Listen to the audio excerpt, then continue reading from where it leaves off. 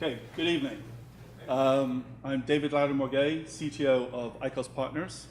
We specialize in building trading applications and risk management systems for capital markets and hedge funds, and also a number of hedge fund providers as well.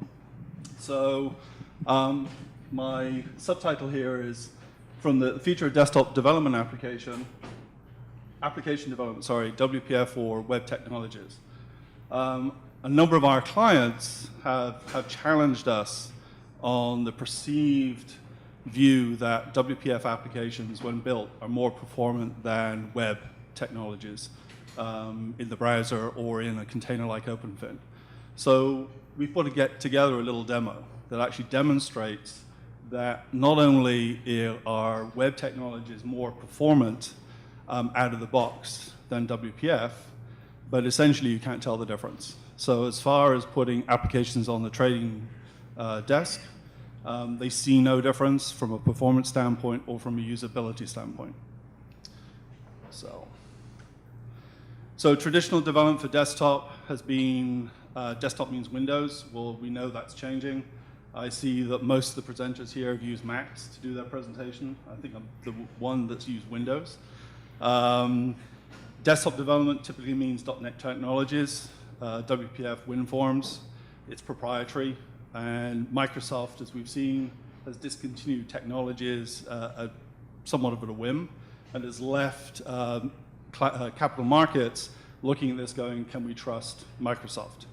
Plus, the development tools have been very expensive. So staffing up or providing the Visual Studio Professional for your developers is very, very cost inefficient. So, to the demo. So we have two applications on the screen. I challenge anyone to tell me which one is the WPF app or which one is the web app. Yeah, that's because I have a penchant for black themes and. No. And there's no right clicking on the application itself. Essentially, you can't tell. What's that? The top one is WPF. Yeah. Why did you say that? Oh, because the bottom one's got a settings icon. Yeah. Okay, we'll get to that in a second. So this is using basically on the back end Redis and Node.js. We're using Node.js as back end, front end development. We typically, with our clients, use Node very much as a mock service layer that provides our UI developers the ability to actually move very rapidly when they come to their UI design and iteration with their clients. Also, in this case, we're also connecting our WPF app to that back end as well. So it serves multiple purposes. Using WebSockets, HTML5 component to actually deliver real-time streaming data. And I believe we're pushing out every 50 milliseconds. So you can see that the browser and the WPF app are actually keeping up to speed. The interesting thing here is it actually took us additional effort to get WPF to perform as well as our web app out of the box. And that was somewhat of a surprise, but a very good surprise. So, the reason why there is this little icon is another thing that there was a big problem with WPF applications or applications that are statically compiled and distributed as executable is one of the main things that most of our users are looking for is customization. So how do I personalize the workspace and do it in a fairly efficient way? So what I'm going to do is change the cell background, and it's instantaneous. This is something we cannot do in WPF without a lot of engineering effort.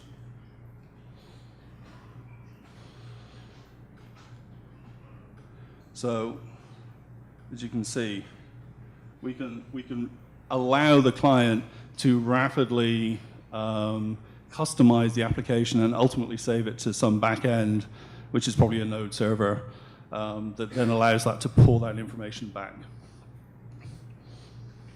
Now, one thing, the OpenFin application, one of the other issues that we face when dealing with building our applications is that we're always looking to get reuse across as many devices as possible. So one of the nice things about web technologies, not only can I be running this within OpenFin, but I can actually pop up Chrome pretty much on any device and actually point it to a URL, and the whole thing runs within the browser.